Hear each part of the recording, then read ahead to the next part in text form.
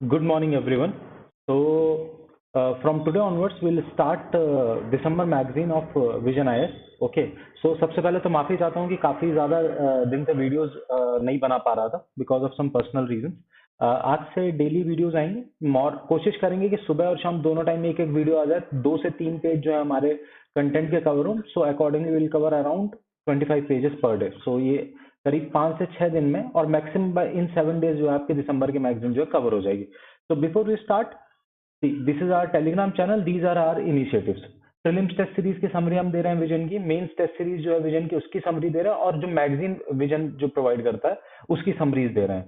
तो अब अगर आज की बात करें तो अभी तक हमने सितंबर 2022 तक की समरीज दे दी हैं। अक्टूबर नवंबर की पेंडिंग है, तो पहले हम दिसंबर की समरीज प्रोवाइड करेंगे, देन नवंबर, देन अक्टूबर। ठीक है, चलिए अगर आप चाहें तो ये हमारा टेलीग्राम चैनल वाओ ऐसे से ज्वाइन कर सकते हैं। बिना समय खराब किए जल्दी से अपन जो है अपने कंटेंट की तरफ बढ़ते हैं। तो देखिए गाइस, ये विजन आईएएस की मैगजीन है। ठीक है, इसमें अगर आप देखेंगे तो फर्स्ट जो टॉपिक है आपका,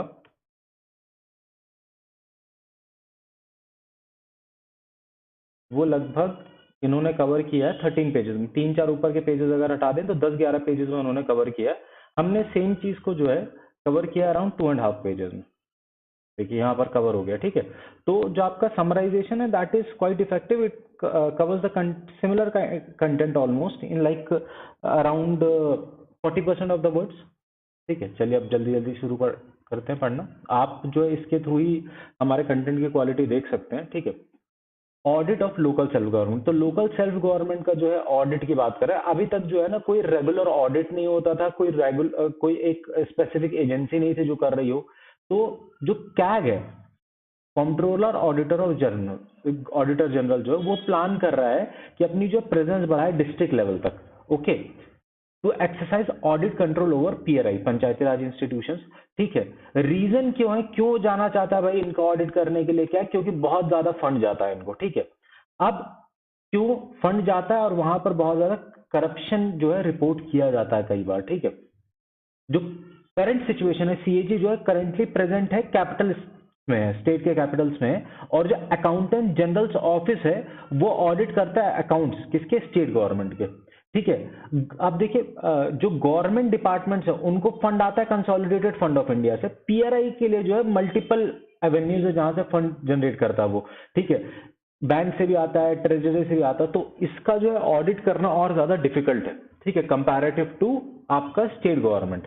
ठीक है, अब जो सीएजी है उसका कॉन्स्टिट्यूशनल मैंडेट क्या है कि गवर्नमेंट के जो भी एक्सपेंसेस है, सारे एक्सपेंसेस उनको सुपरवाइज करना, उनको ऑडिट करना है। तो जो पीआरआई का ऑडिट है ना, वो भी जो है सीएजी के duties and powers and conditions of service act 1971 के अंदर आ जाता है, उसके पर्वी के अंदर है। तो कोई नया लॉ लाने की जरूरत नहीं है, जो लॉ आज की डेट में अवेलेबल है उसके अंदर ही काम कर सकता है।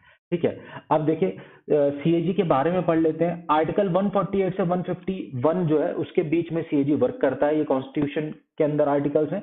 ठीक है, सीएजी को जो है अपॉइंट कौन करता है, प्रेसिडेंट अपॉइंट करता है। रिमूवल कैसा होता है, सिमिलर टू जज ऑफ सुप्रीम कोर्ट, जैसे सुप्रीम कोर्ट के जज का प्रोविजन है रिमूवल का, वैसे ही उसका भी है। ठीक है, ऑर्डर ऑफ प्रेसिडेंस की अगर बात करें तो 9th रैंक में, और ये इक्वल होता है जो सिटिंग जज है सुप्रीम कोर्ट का उसके बराबर। अब जो पावर्स होती हैं एंड ड्यूटीज जो होती हैं सीएजी की, वो कौन डिसाइड करता है, वो डिसाइड करता है पार्लियामेंट, नॉट प्रेसिडेंट। क्वेश्चन पूछ सकता है कि powers and duties are decided by president, ऐसा आपको स्टेटमेंट दे देगा जो कि गलत होगा। ठीक है, अब local self governance and it's audit, अब देखिए अभी तक कैसे ऑडिट होता जा है वो बता रहे हैं। ठीक है, 73rd and 74th constitutional amendment act आया था 1992 में। ठीक है, इसने क्या बोला था, स्टेट गवर्नमेंट को पंचायती राज एंड म्यूनिसिपैलिटीज जो फॉर्म कर रहा है 3 टियर सिस्टम में।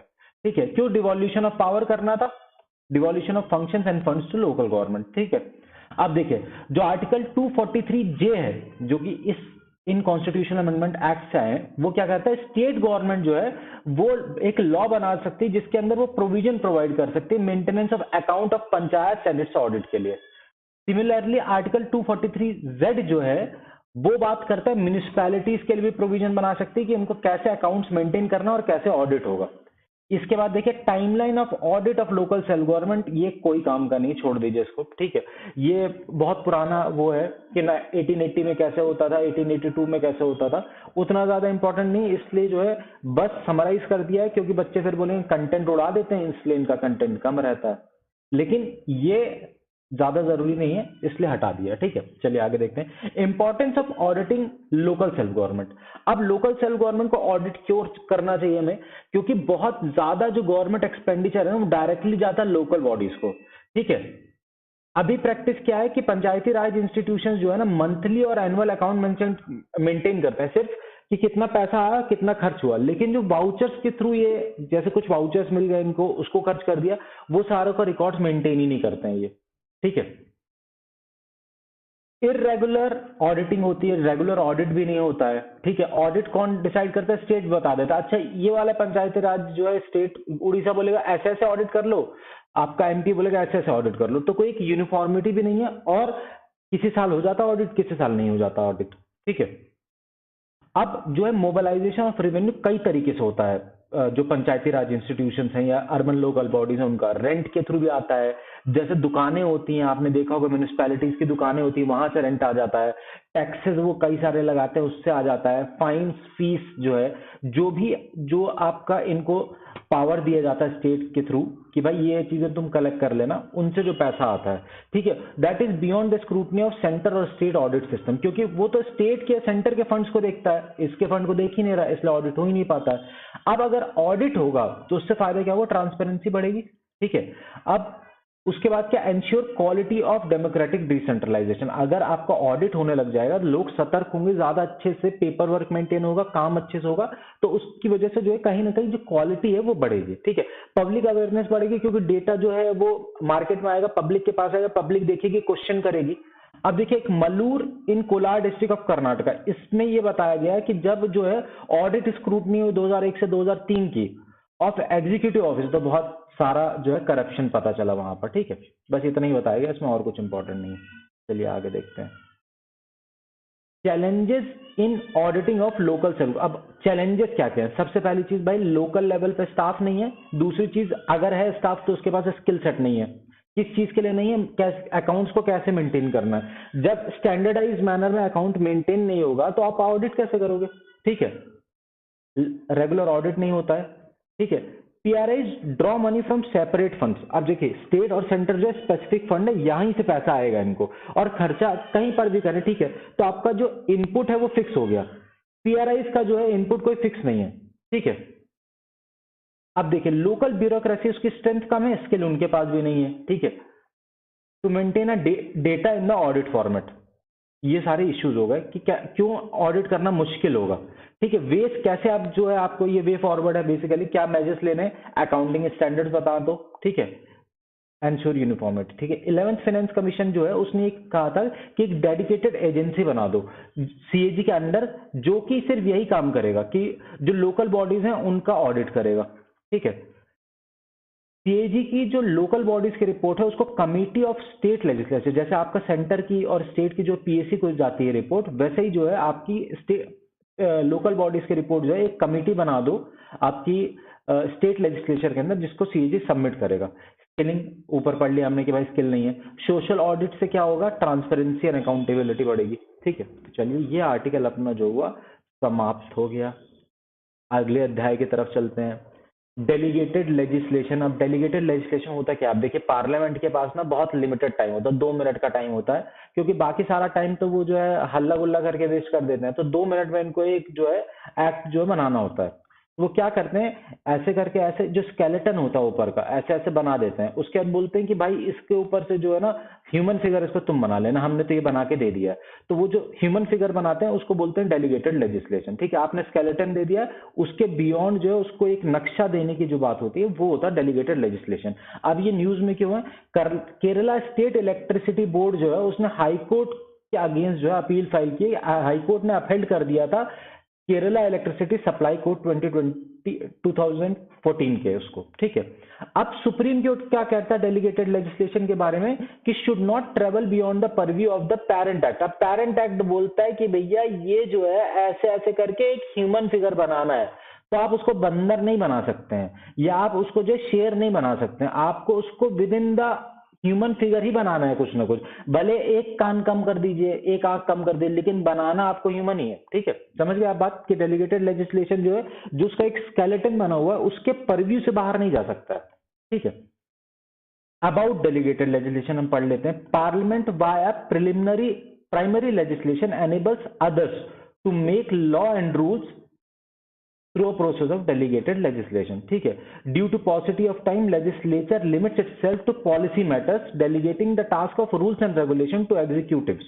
ये हमने पढ़ लिया कि स्केलेटन बना के छोड़ देता है। ठीक है, पर्पस क्या होता है डेलीगेटेड लेजिस्लेशन का? फ्लेक्सिबिलिटी देता है चेंजेस के लिए, enable government to make a law without waiting for an act to be pass by Parliament. ठीक है, पार्लियामेंट के ऊपर भी प्रेशर कम कर देता है, छोटी मोटी जो निटी ग्रिटीज उसमें घुसने की जरूरत नहीं है, उसको एक ब्रॉड बेस्ड वो बना देते हैं कि भाई देश क्या चाहता है।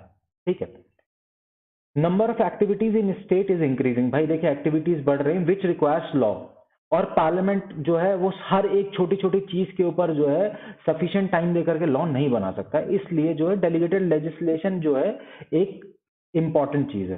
ठीक है, जो कि आप हटा नहीं सकते, it's not, it's inevitable. Decentralise and sector specific rules and regulation making. अब जैसे इन्होंने क्या किया था, बेयर बोन स्टैट्यूट दे दिया था सेबी एक्ट का। ठीक है, फीमा का दे दिया था। मॉडर्न एडमिनिस्ट्रेशन जो है कॉम्प्लेक्स होता जा रहा है। ठीक है, जो फंक्शनिंग है स्टेट की वो एक्सपैंड हो चुकी है to the purview socio economic sphere too. ठीक है, तो new reforms and providing more powers to different authorities जरूरी है ये। ठीक है, अब डेलीगेटेड लेजिस्लेशन कहां पर नहीं हो सकते हैं? एक तो जो उसका परव्यू उसके बियॉन्ड नहीं जा सकता है, कॉन्स्टिट्यूशन को वॉइड नहीं कर सकता है। ठीक है, legislative competency to frame the said rules or regulation, executives did not have a legislative competency। ठीक है, आर्बिट्रेरी नहीं होना चाहिए, रेट्रोस्पेक्टिव नहीं हो सकता। अब सुप्रीम कोर्ट ने क्या कहा आगे, legislature can not delegate it's essential legislative function. मतलब देखिए एसेंशियल जो पार्ट है उसका, उसको आप जो है किसी और को नहीं दे सकते। आंखों का कलर बोल सकते हैं आप कि हरा नीला तुम डिसाइड कर रहे हैं, लेकिन आंख कहां पर लगे वो आप ही को बताना है। ठीक है, तो जो स्पेसिफिक असेंशियल लेजिस्लेटिव फंक्शंस है उनको जो है वो डेलीगेट नहीं कर सकती है एग्जीक्यूटिव्स को। ठीक है, तो ये चीज जो है सुप्रीम कोर्ट ने कही, मैं नहीं कह रहा हूं। ठीक है, इंपॉर्टेंट केसेस हैं, जैसे डिमोनेटाइजेशन का अपहेल्ड किया था सुप्रीम कोर्ट ने, Saint John's Teachers Training Institute versus Regional Director NCTE 2003 में डेलीगेटेड लेजिस्लेशन के बारे में क्या कहा कि एक नेसेसरी इवल है, unfortunate but inevitable infringement of doctrine of separation power. देखिए इनएविटेबल मैंने भी पहले बोला था। ठीक है, D S Garewal and State of Punjab, इसमें क्या कहा कोर्ट ने ये कहा आर्टिकल 312 जो है वो डील करता है डेलीगेटेड लेजिस्लेशन से। ठीक है, अब इश्यूज क्या क्या हैं डेलीगेटेड लेजिस्लेशन के वो समझ लेते हैं। अब देखिए इनकी स्क्रूटनी नहीं हो पाती क्योंकि standing committee on subordinate legislation जो है, ठीक है, study the rules, seek experts and public opinion, submit report. अब 2008 से 2012 का अगर आप टाइम फ्रेम देखें तो only 101 delegated legislations out of almost 7000 legislations have been scrutinised. तो प्रॉपर स्क्रूटनी नहीं हो रही क्योंकि इतने ज्यादा डेलीगेटेड, अब क्या करते हैं एक एक लॉ के लिए एक एक जो है लेजिस्लेशन बनाते जाते हैं, उसकी वजह से नंबर जो प्लेथोरा ऑफ डेलीगेटेड लेजिस्लेशन वो बढ़ जाता है, तो स्क्रूटनी करना मुश्किल हो जाता है। Rules and regulations are being notified at an increasing pace. अब देखिए कंपनीज एक्ट 2013 का जो है एमसीए ने ऑलमोस्ट 56 रूल्स एंड 181 सर्कुलर्स निकाल दिए हैं, तो अब स्क्रूटनी कैसे होगी? ठीक है, it is against the spirit of democracy. Obvious सी बात है, लेजिस्लेशन मेकिंग पावर्स जो है और सेपरेशन ऑफ पावर के अगेंस्ट भी है। ठीक है, unelected person frame rules, political motive भी हो सकता है कम इन डेलीगेशन। ठीक है, क्योंकि भाई एक पॉलिटिकल जो एग्जीक्यूटिव वही यहाँ पर रूल्स बना रहे हैं, तो कहीं ना कहीं जो है आपका that is not completely democratic. ठीक है, failure to oversee delegation legislation. ठीक है, अगर आपने इसको ढंग से नहीं देखा तो वो अब्यूज ऑफ पावर्स में भी कन्वर्ट हो सकता है। ठीक है, बैड रूल्स बनेंगे दैट इज इनएविटेबल, उसकी वजह से लिटिगेशन जो है बढ़ेंगे, उसकी वजह से बैकलॉग और ज्यादा बढ़ेगा। ठीक है, ओवरलैपिंग ऑफ फंक्शंस, भाई जो आपका लेजिस्लेशन है, ठीक है। Delegated authorities get work to amend legislation which is a function of legislators, मतलब जो आपका पार्लियामेंट का जो काम करना था वो जो है एग्जीक्यूटिव कर रहे हैं, तो ओवरलैपिंग ऑफ फंक्शंस हो गया। सजेशंस क्या क्या है इसमें ये देख लेते हैं। Amending parliamentary procedure which require, अब हर एक रूल के लिए अफर्मेशन की रिक्वायरमेंट ये बोल रहे हैं सजेशन। आपने ऊपर ही पढ़ा कि भाई स्टैंडिंग कमेटी जो रिव्यू नहीं कर पा रही, आप अफर्मेशन कैसे दो दोगे बिना पढ़े, ठीक है। लेकिन अब क्योंकि विजन ने कवर किया इसलिए हमने कवर कर दिया। Additional working committees under standing committee, अब ये देखिए वर्किंग कमिटीज बढ़ाओ, ये बिल्कुल एक सही रिफॉर्म है, ठीक है, विच इज नीडेड, ठीक है। अगर 6 मंथ्स के अंदर आपने रूल्स एंड रेगुलेशन नहीं बनाया तो आपको इन राइटिंग देना है क्यों नहीं बनाया, ठीक है। Piece of subordinate legislation which is referred to the committee by some MP, अगर कोई एमपी जो है मेंबर ऑफ पार्लियामेंट बोलता है ये एक पर्टिकुलर पीस जो है सबऑर्डिनेट लेजिस्लेशन का, इसको स्टडी करो, तो उसको आपको करना ही करना है, दैट इज मैंडेटरी, ये कर देना चाहिए। अब देखिए अपॉइंटमेंट ऑफ इलेक्शन कमिश्नर्स, ये अपना जो है तीसरा आर्टिकल है जो आज अपन कवर करेंगे, इसके बाद छोटे छोटे आर्टिकल्स है, ठीक है। अब एक प्राइवेट मेंबर बिल आया, अब देखिए क्योंकि बिल आया इसलिए ये रिलेवेंट नहीं है, लेकिन अपन फिर भी पढ़ लेते हैं क्योंकि विजन ने कवर किया। लोकसभा में एक प्राइवेट मेंबर बिल जो है वो पेश किया गया, किस लिए पेश किया गया कि भैया जो इलेक्शन कमिश्नर्स को आप अपॉइंट करते हैं उसके लिए एक सिलेक्ट कमेटी हो, ऐसे कोई भी अपॉइंट नहीं कर दिया जाए, ठीक है। क्यों? To insulate appointment process of election commissioners, plus जो आपके पोस्ट रिटायरमेंट जॉब्स हैं इलेक्शन कमिश्नर्स और चीफ इलेक्शन कमिश्नर्स के, उनको खत्म कर दिया जाए, क्योंकि अभी कोई रूल ये नहीं कहता कि भैया ये जो है पोस्ट रिटायरमेंट जॉब नहीं ले सकते गवर्नमेंट सेक्टर के अंदर, अभी ले सकते, उस चीज को खत्म कर देना चाहिए। अब प्रपोज एक पैनल भी उन्होंने दिया है, पीएम होना चाहिए, उसमें 2 सीनियर मोस्ट जज होने चाहिए सुप्रीम कोर्ट के, यूनियन होम मिनिस्टर होना चाहिए, चीफ जस्टिस ऑफ इंडिया होना चाहिए, leader of opposition in Lok Sabha and Rajya Sabha भी होना चाहिए। ये सारे प्रपोजल अभी तक एक्ट नहीं बना है, और मतलब अभी तक जो है पुराना अगर हम सिनेरियो देखें तो ये सब पास भी नहीं होते हैं जो प्राइवेट मेंबर बिल्स होते हैं, ठीक है।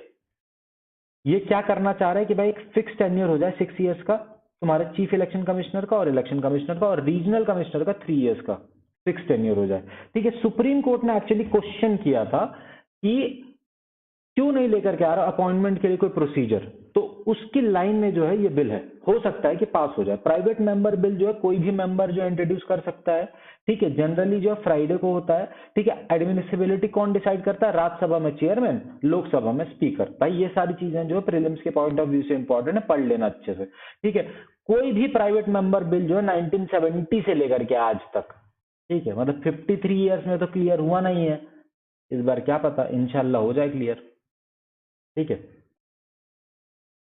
आर्टिकल 324, आर्टिकल 324 क्या कहता है? इलेक्शन कमीशन ऑफ इंडिया जो है ऑटोनॉमस कॉन्स्टिट्यूशनल अथॉरिटी है, ठीक है, जो इलेक्शंस देखती है किसके? Lok Sabha, Rajya Sabha, state legislative assemblies and president and vice president, ठीक है। ये हो गया अपना इलेक्शन कमीशन आर्टिकल 324 के हिसाब से।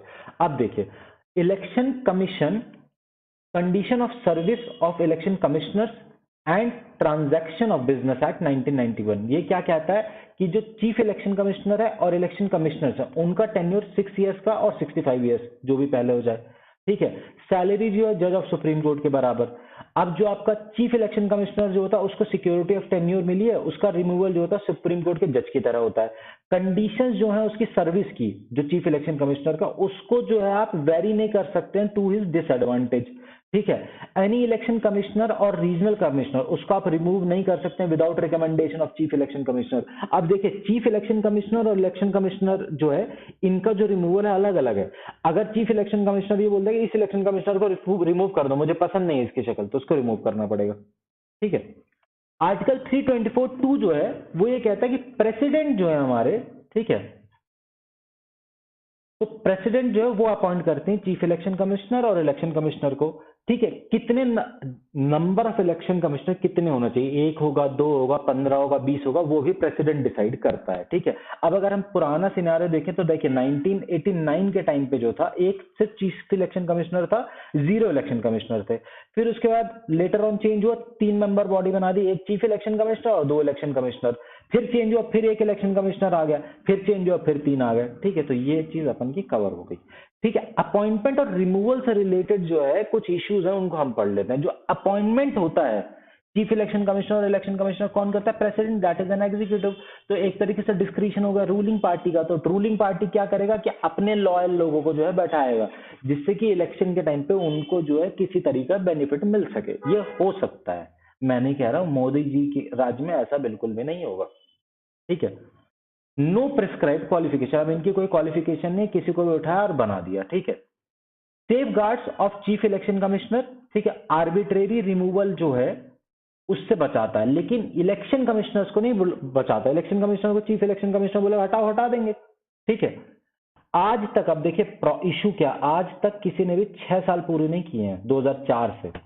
2004 से लेकर के अभी तक जितने भी चीफ इलेक्शन कमिश्नर हुए हैं, किसी ने भी 6 साल पूरे नहीं किया। ऐसे 1-2 साल जिनके बचे होते हैं 63 की एज में जो है किसी को बना देते हैं, 2 साल बाद वो रिटायर हो जाता है, ठीक है। अब देखिए जो इनका ट्रांजेक्शन वाला एक्ट अपन ने ऊपर पढ़ा था, उसमें जो है फर्दर अपॉइंटमेंट के बारे में कुछ नहीं कहता। मतलब गवर्नमेंट जो है इसको दोबारा अपॉइंट कर सकती, गवर्नर बना देगी, कहीं का कुछ बना देगी, ठीक है। तो मतलब कि फर्दर अपॉइंटमेंट हो सकता है, और इवन ये पॉलिटिकल पार्टी भी ज्वाइन कर सकते हैं, ठीक है। इसकी वजह से जो है कि एक लॉयलिस्ट को बैठाने की टेंडेंसी बढ़ जाती है, और जो आदमी वहां पर एज एन इलेक्शन कमिश्नर या चीफ इलेक्शन कमिश्नर काम कर रहा है, he will favour the incumbent government too, so that he can get some benefits out of them when they get retired, ठीक है। चलिए आगे देखते हैं। अब वे फॉर्मूले में क्या क्या कह रहे हैं ये कि भैया कोलिजियम सिस्टम के थ्रू अपॉइंटमेंट कर दो। अब दिनेश गोस्वामी कमेटी, ये याद रखिएगा, Dinesh Goswami committee on electoral reforms 1990 जो है, इसने कहा था कि भाई एलिजिबल नहीं होना चाहिए फर्दर अपॉइंटमेंट के कहीं पर भी, ठीक है। और इलेक्शन कमिश्नर जो है वो सिर्फ चीफ इलेक्शन कमिश्नर बन सकते हैं। चीफ इलेक्शन कमिश्नर तो कुछ भी नहीं बन सकता है, उसको रिटायर करो, छुट्टी करो, 65 तक काम कर लेगा, कितना काम करेगा। और इलेक्शन कमिश्नर जो है उसको जो है चीफ इलेक्शन कमिश्नर बना दो अगर ज्यादा ही बोल रहा है तो। 255 जो लॉ कमीशन की रिपोर्ट है वो ये कहता है कि कैसे स्ट्रेंथन करे इलेक्शन कमीशन ऑफ इंडिया को। पहली चीज, इक्वल कॉन्स्टिट्यूशनल प्रोटेक्शन होना चाहिए चीफ इलेक्शन कमिश्नर को और इलेक्शन कमिश्नर को, स्पेशली ऑन रिमूवेबिलिटी, क्योंकि इलेक्शन कमिश्नर जो है उनको कैसे भी रिमूव किया जा सकता है, ठीक है। जो चीफ इलेक्शन कमिश्नर उसको कैसे रिमूव करना है, जैसे सुप्रीम कोर्ट के जज को रिमूव करते हैं, ठीक है। अपॉइंटमेंट जो है आपकी सिलेक्ट कमेटी के थ्रू होना चाहिए, हमने पढ़ लिया, ठीक है। एक इंडिपेंडेंट सेक्रेटेरिएट भी प्रोवाइड कर दो भाई कि अच्छे से काम कर सके, वो लोग इंडिपेंडेंटली काम कर सके। चलिए ये हो गया। अब छोटे छोटे से न्यूज है वो पढ़ लेते हैं। CBI conviction of case comes down. अब देखिए कन्विक्शन रेट जो है कम हो गया। अब हो क्या रहा है देखिए कि गवर्नमेंट जो है किसी के ऊपर भी रेट डाल देती है। अब जो है केस बन गया, अब केस में जो था दम नहीं था, ठीक है, दम नहीं था तो ड्रॉप हो गया। अच्छा तुम ज्यादा तेज बन रहे हो, सीबीआई भेजेंगे तुम्हारे घर पे, बस ऐसा चल रहा है। Parliamentary standing committee on personnel public grievances law and justice, action taken report जो है, इसकी जो रिपोर्ट है parliamentary standing committee on personnel public grievance law and justice, इसकी जो 112th रिपोर्ट है उसकी एक एक्शन टेकन रिपोर्ट जो है राज्यसभा में पेश की गई। उसके ऑब्जर्वेशंस और रिकमेंडेशंस क्या है? पर्सनल मैनेजमेंट, मैन पावर की शॉर्टेज है, ऑलमोस्ट 1500 से ज्यादा आईएएस ऑफिसर्स की जो वैकेंसी खाली है। 21 सर्विसेज अवेटिंग कैडर रिव्यू नहीं हुआ 21 सर्विसेज का, ठीक है। अब रिकमेंडेशन क्या है कि DoPT as the nodal agency to monitor backlog of reserved vacancies, ठीक है। डीओपीटी को डेजिग्नेट करो एज नोडल एजेंसी कि भैया ये जो है बैकलॉग क्लियर करो आप, ठीक है। Integrity, vigilance, transparency and service matters. अब देखिए प्रॉब्लम क्या हो रहा है, हाई पेंडेंसी है कैट के पास, सेंट्रल विजिलेंस ऑफिसर्स के पास, सीबीआई के पास। कन्विक्शन रेट जो है गिर गया है, देखिए 743 था कन्विक्शन रेट 2012 में, वो गिर करके 202 हो गया है, ठीक है। अब इसके लिए रिकमेंडेशन क्या कहिए, कैट जो है वैकेंसी जो है भरे, ठीक है। टाइम लिमिट जो है उसके अंदर जो है सेंट्रल विजिलेंस ऑर्गेनाइजेशन जो है कंप्लेंट्स को देखे, ठीक है। और सीबीआई की स्ट्रेंथ जो है उसको इंप्रूव करे। केस मैनेजमेंट सिस्टम बनाया जाए जिससे कि प्रॉपर ट्रैकिंग हो सके पेंडिंग केसेस की। इसके बाद जनरल कंसेंट पे आते हैं, ठीक है। 9 स्टेट्स ने जो है जनरल कंसेंट जो है विड्रॉ कर लिया कि सीबीआई हमारा इन्वेस्टिगेशन कर सकती है, उसको विड्रॉ कर लिया।